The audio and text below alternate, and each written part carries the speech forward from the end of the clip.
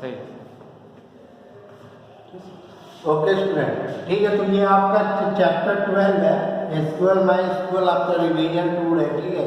जिसमें आपका क्या है, अब यहाँ पे हम जो चीज़ें बता रहे हैं वो आपका रिलेशनल डेटाबेस मॉडल, ठीक है। इसमें बेसिक टर्मिनोलॉजी चल रहा था। तो जैसे कि एक हम टेबल को कंसीडर कर रहे हैं, टेबल का नाम है एम्प्लॉय। टेबल का नाम यहाँ पे क्या है, एम्प्लॉय है। इसमें मैंने जो एट्रीब्यूट लिया है वो एमपी-आईडी है। यहाँ पर हमने उसका दिया है एप्लीकेशन नंबर, हमने यहाँ पे क्या दे दिया है, एप्लीकेशन नंबर। यहाँ पे मैंने उसका नेम लिखा है, यहाँ पे मैंने उसका एड्रेस लिखा है, ठीक है। यहाँ पे मैंने उसका क्या लिखा है, लोकेशन लिखा है, ठीक है। तो ये एक हम टेबल बना दे रहे हैं ताकि आप लोग को वो चीज़ें जो है समझ में आ जाए, ठीक है। अब जैसे कि ये 101, 102, 103, 104, 105, 106, 107, ये 1518, 2020। यहाँ पे मैंने दे दिया 189112161351, ठीक है। नेम में जो भी ABCXYZ है, इसी तरीके से आपका यहाँ पे PQR अमित, और इसी तरीके से यहाँ पे नमित, यहाँ पे अभिलाष, ठीक है। और इस तरीके से यहाँ पे मैंने यहाँ पे दे दिया लोकेश, ठीक। एड्रेस यहाँ पे हमने दे दिया कानपुर, यहाँ पे दे दिया GKP, यहाँ पर दे दिया लखनऊ, यहाँ पे हमने दे दिया आगरा। इस तरीके से मैंने यहाँ पे दे दिया, ठीक है। तो ये टेबल है, इसी टेबल को बनाएंगे तो वो चीज़ें यहाँ पे समझ में आ जाएंगी, ठीक है। अब जैसे कि यहाँ पे सबसे पहले यहाँ पे कहा जाता है कि रिलेशन क्या होता है। रिलेशन ये एक टर्मिनोलॉजी होती है जिसको हम लोग क्या कहते हैं, रिलेशन, ठीक है। A table is also called, a table is also called relation. कोई भी टेबल है उसको हम लोग क्या कहेंगे, रिलेशन कहेंगे। तो यहाँ पे टेबल हमारा कौन सा, एम्प्लॉय है। तो एम्प्लॉय को हम लोग टेबल भी कह सकते हैं, या हम लोग कह सकते हैं कि एम्प्लॉय रिलेशन। क्या कह सकते हैं, एम्प्लॉय रिलेशन, ठीक है। अब आपका ये दूसरा आप लोगों ने जैसे नाम सुना होगा, टपल कहते हैं या रो कहते हैं, या हम लोग क्या कहते हैं, रिकॉर्ड कहते हैं, ठीक है। यानी कि टपल है या रो है या रिकॉर्ड है, तो इसको हम लोग क्या कहते हैं, row of the relation are, row of the relation are also known as क्या, ऑल्सो नॉन एज आपका क्या कहलाएगा, वो टपल कहलाएगा, ठीक है। यहाँ पे आपका क्या कहलाएगा, रो कहलाएगा या टपल्स का। तो अगर हम यहाँ पे देखा जाए तो यही तो आपका टपल्स है, टपल्स तो आपका यही है, ठीक। ये आपका क्या है, ये आपका जो है ये टपल है। तो ये यानी कि एक रो, एक जो लाइन होती है उसी को लोग रो कहते हैं या रिकॉर्ड कहते हैं या हम लोग टपल कहते हैं। तीसरा आपका क्या होता है, तीसरा आपका होता है एट्रीब्यूट। एट्रीब्यूट को और हम लोग क्या कहते हैं, फील्ड नेम। फील्ड नेम के अलावा इसको हम लोग और क्या कहते हैं, कॉलम हेडिंग। इसको हम लोग क्या कहते हैं, कॉलम हेडिंग, ठीक है। कॉलम हेडिंग यानी कॉलम हेडिंग का मतलब यहाँ पे क्या हो गया कि ये, ठीक। तो जैसे कि तो ये आपका क्या है, ये या ये आपका क्या कहलाएगा, कॉलम हेडिंग। इसी कॉलम हेडिंग को हम लोग क्या कहते हैं, एट्रीब्यूट। इसी को हम लोग क्या कहते हैं, इसी को हम लोग क्या कहते हैं, हम लोग एट्रीब्यूट कहते हैं, ठीक है। ये सब आप लोगों का फर्स्ट ईयर वगैरह में बताया गया है, ठीक है। लेकिन फिर भी जो है हम यहाँ पे आपको बता दे रहे हैं, ठीक है। चौथा डेटा आइटम, यहाँ पे अगला क्या होगा आपका, डेटा आइटम, ठीक है। डेटा आइटम इसको हम लोग क्या कहते हैं, the value store. The value store in a relation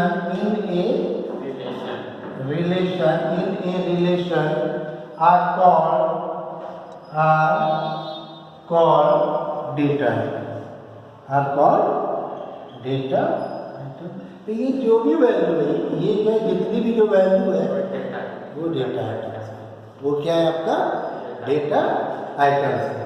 ठीक है, ये चीजें समझ में आ रही है ना। उसके बाद से हमने इसको यहाँ से इसको हटा दे रहे हैं, बाकी और भी जो चीजें हैं वो चीजें जो हम आप लोग को बता रहे हैं। ठीक है,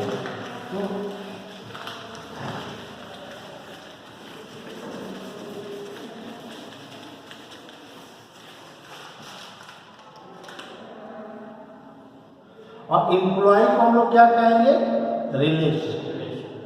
एम्प्लॉय को हम लोग क्या कहेंगे, यहाँ पे रिलेशन कहेंगे। ठीक है, तो अब यहाँ पे अब अगला जो आपका आता है डोमेन। आपका अगला क्या आता है, डोमेन। आया समझ में? द सेट ऑफ वैल्यू आया समझ में?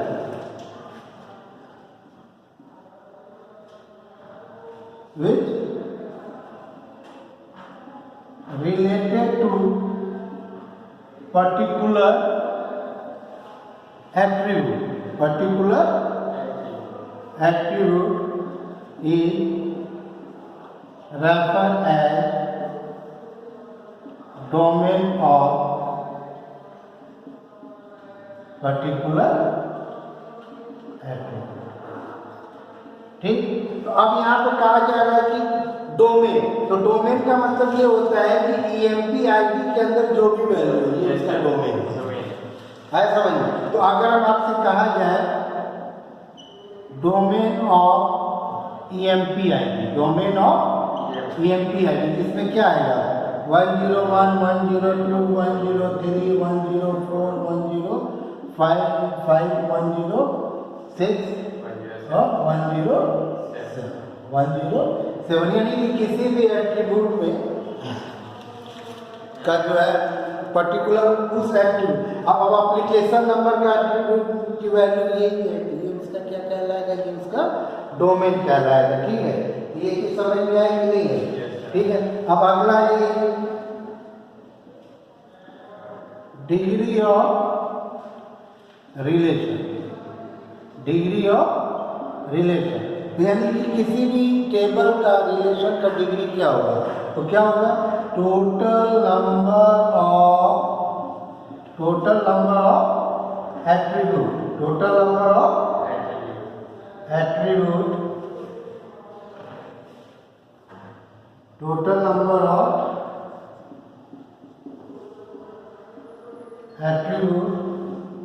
in the relation is called degree of table।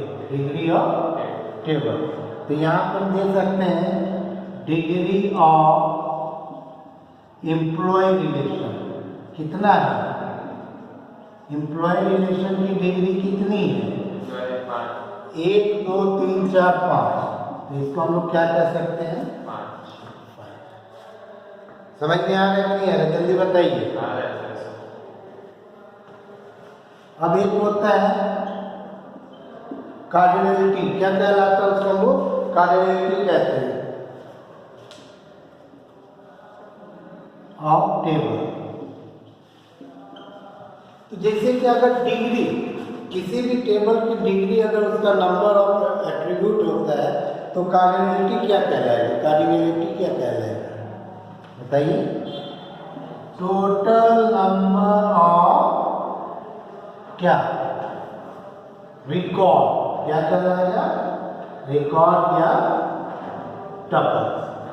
Total number of tuples, तो टोटल नंबर ऑफ टपल्स क्या कहलाएगा, कार्डिनलिटी ऑफ रिलेशन है, समझ में? तो अब ये बताओ कार्डिनलिटी ऑफ एम्प्लॉय कितना है, ऑफ एम्प्लॉय कितना हो जाएगा, ठीक। तो ये जो चैप्टर है ना, ये पर्टिकुलर इस चैप्टर से 2 नंबर का मार्क्स आपका आना ही आना है। ठीक है, ये चीज समझ में आई कि नहीं है? ठीक। अब जो चीज हम बताने के लिए जा रहे हैं वो भी आएगा ही आएगा, बस खाली आपको समझना है। ठीक है, तो ये चीज बुक में ये सब चीजें दी गई हैं।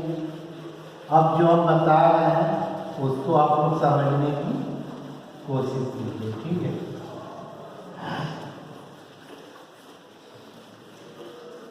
की क्या होता है?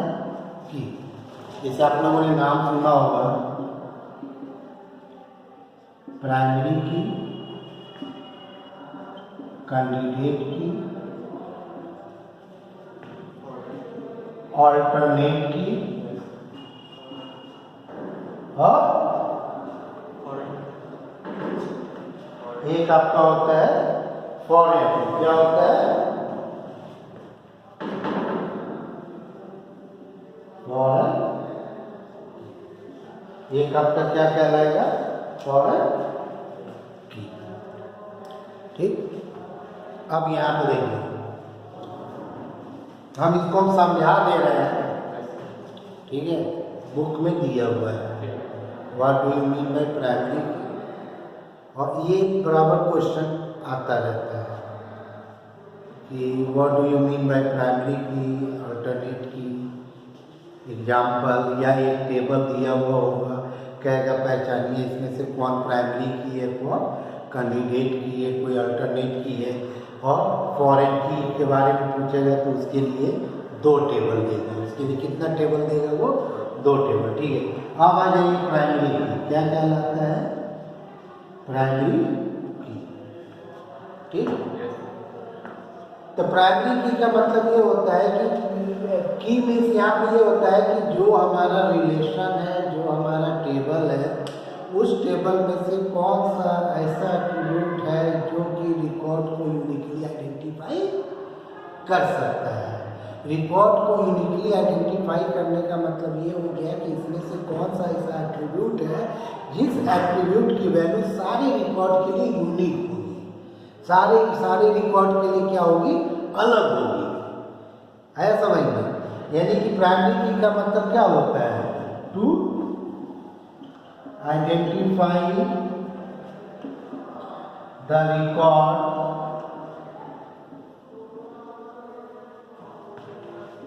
यूनिकली।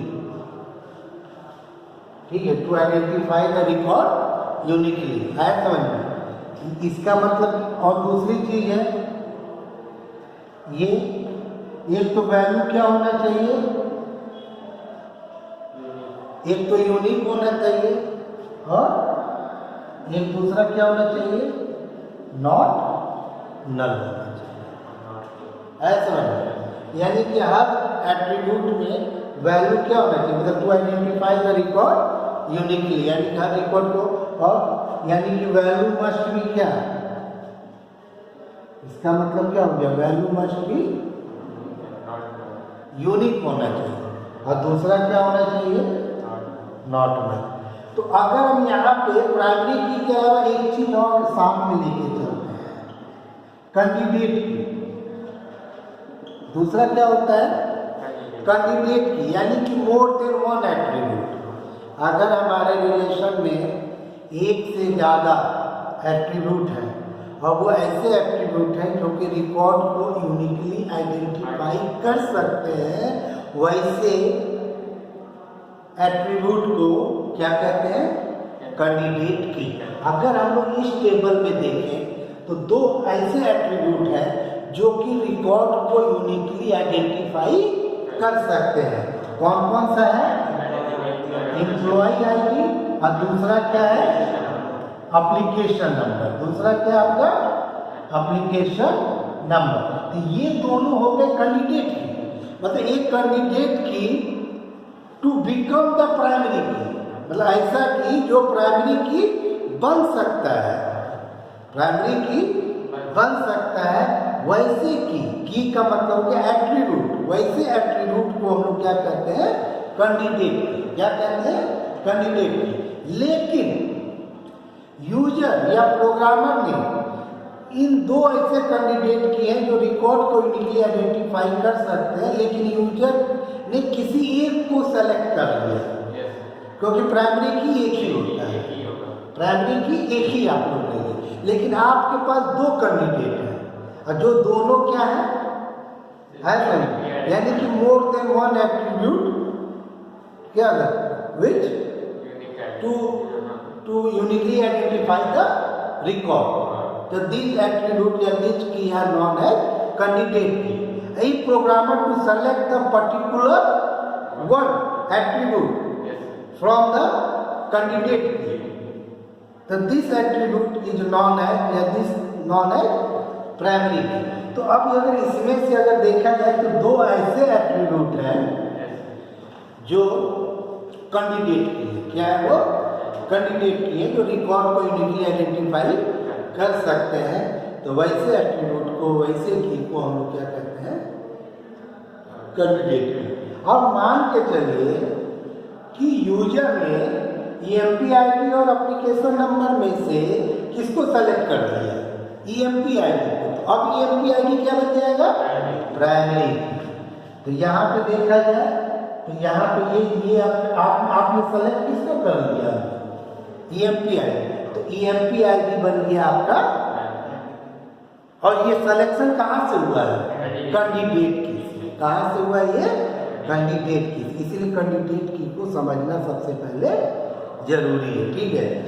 अब एक होता है अल्टरनेट की, क्या होता है अल्टरनेट की। सर ये एप्लीकेशन नंबर प्राइमरी की में एप्लीकेशन नंबर भी हो सकता था। हाँ क्यों नहीं हो सकता, सब जितने भी एप्लीकेशन आएंगे तो एप्लीकेशन नंबर सबका अलग अलग आएगा ना, है एप्लीकेशन नंबर सबका अलग अलग आएगा, EMP ID भी सबका अलग अलग होगा। लेकिन हमने अब एक होता है अल्टरनेट की, क्या होता है अल्टरनेट की। कहने का मतलब ये हो गया कि हमने क्या किया, तीनों का रिलेशन समझिए आपको बहुत अच्छे तरीके से, फिर बुक में जाके इसको रीड कर लीजिएगा क्योंकि एक क्वेश्चन आना ही आना है। हमारे पास दो की थे जो कि रिकॉर्ड को यूनिकली आइडेंटिफाई कर सकते थे। वो दो की कौन कौन से थे, EMP ID और एप्लीकेशन। तो ये दो की को मैंने क्या कहा कैंडिडेट, इन दो की को क्या किया कैंडिडेट। लेकिन मैंने क्या किया, मैंने किसी इन दो कैंडिडेट की में से एक को मैंने प्राइमरी की बना दिया, एक को मैंने क्या बना दिया प्राइमरी की बना दिया, जिसकी वैल्यू के अकॉर्डिंग हमारा हर रिकॉर्ड क्या होगा यूनिकली आइडेंटिफाइड होगा। और प्राइमरी की पहचान यहाँ पे ये है, एक रखते हैं, उसकी वैल्यू हमेशा यूनिक होनी चाहिए, कभी डज नॉट लेफ्ट ब्लैंक, यानी कभी भी ये आपका ब्लैंक नहीं होना चाहिए, ठीक है। अब क्या हुआ, कैंडिडेट की में से वो एक ऐसा की जिसको हमने एज ए प्राइमरी की यूज नहीं किया, लेकिन वो जिसको प्रोग्रामर ने एज ए प्राइमरी की यूज नहीं किया, जबकि वो भी प्राइमरी की तरह रिकॉर्ड को यूनिकली आइडेंटिफाई कर सकता था, लेकिन मैंने उसको यूज नहीं किया एज ए प्राइमरी की। वैसे की को हम लोग क्या करेंगे, तो यहाँ पर अल्टरनेट की कौन सा होगा बताएं, एप्लीकेशन। यहाँ पर क्या हो रही है एप्लीकेशन, इसको हम लोग क्या कहेंगे एप्लीकेशन नंबर। ये चीज़ समझ में कि नहीं है, तो यहाँ पे तो इसमें से ये पूछा जाता है, ठीक है। अब बात आती है कौन सी की फॉरेन की, किसकी बात आती है फॉरेन की, ठीक है। अब हम यहाँ पे फॉरेन की के बारे में हम लोग समझेंगे, ठीक है। इसको हम यहाँ से हटा दे रहे हैं।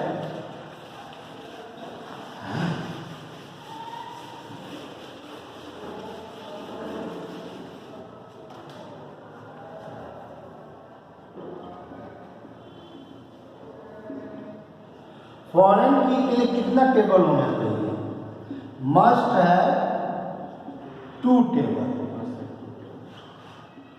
इसके लिए कितना टेबल होना चाहिए 2 टेबल। तो जैसे मान के चलिए एक टेबल मैंने बना दिया सैलरी नाम का, किस नाम का बना दिया, उसमें मैंने रखा EMPID, मैंने क्या रखा, फिर यहाँ पे हमने लिखा बेसिक सैलरी, क्या लिखा, फिर मैंने यहाँ पे लिखा PF, मैंने क्या लिखा, PF, फिर मैंने यहाँ पे क्या लिखा, HR, 101, 102, 103, 104, 103, 102, 106, ठीक, बाकी जो भी देना अपना दे दीजिए, ठीक।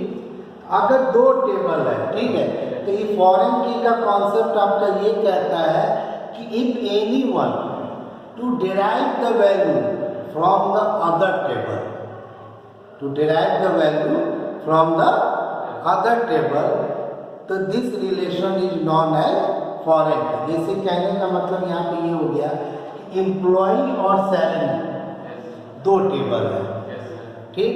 तो अब ये कहा जा रहा है क्या दोनों टेबल आपस में रिलेट होंगे कि नहीं होंगे, क्या दोनों टेबल के आपस के बीच कोई कनेक्शन है कि नहीं है। तो कहा गया कि हाँ दोनों के बीच में कनेक्शन है, और कनेक्शन तभी होगा जब दोनों टेबल में एक एट्रीब्यूट क्या होंगे, कॉमन। इसके लिए क्या होना चाहिए, कॉमन एट्रीब्यूट, इसके लिए क्या होना चाहिए, कॉमन एट्रीब्यूट, ठीक। और दूसरी चीज है कि 2 टेबल होगी, तो आपको पहचानना पड़ेगा कि इसमें से बेस टेबल कौन सा है, और दूसरी चीज ये पहचानना पड़ेगा कि डेराइव टेबल कौन सा है, ठीक। तो बेस टेबल वो टेबल होगा जिसके जो कॉमन एट्रीब्यूट है, यहाँ पे क्या है, कॉमन एट्रीब्यूट, तो कॉमन एट्रीब्यूट आपका कौन सा है, EMPID, यानी इसमें से वो EMPID जिसके EMPID पे प्राइमरी की लगा हुआ हो, क्या लगा हुआ हो, तो वो हमारा कहलाता है बेस टेबल, वो हमारा क्या कहलाता है। तो इसमें बेस टेबल कौन सा है, एम्प्लॉय, इसमें आपका क्या है, यानी कि ये जो एम्प्लॉय का जो टेबल बनना है इसमें कभी भी EMPID रिपीट नहीं होगा।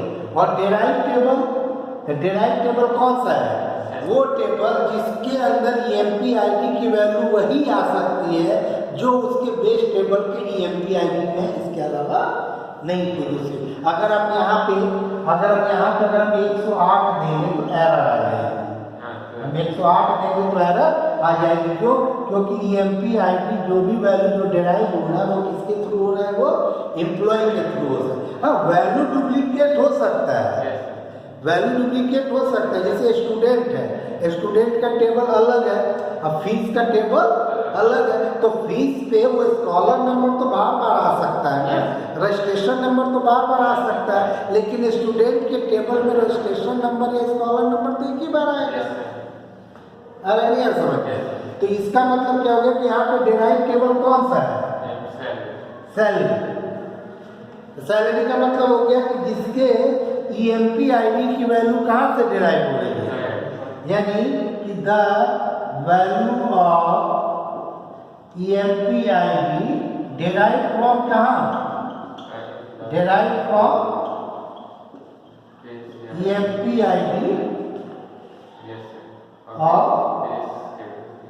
एम्प्लॉय टेबल, कौन सा टेबल, एम्प्लॉय टेबल।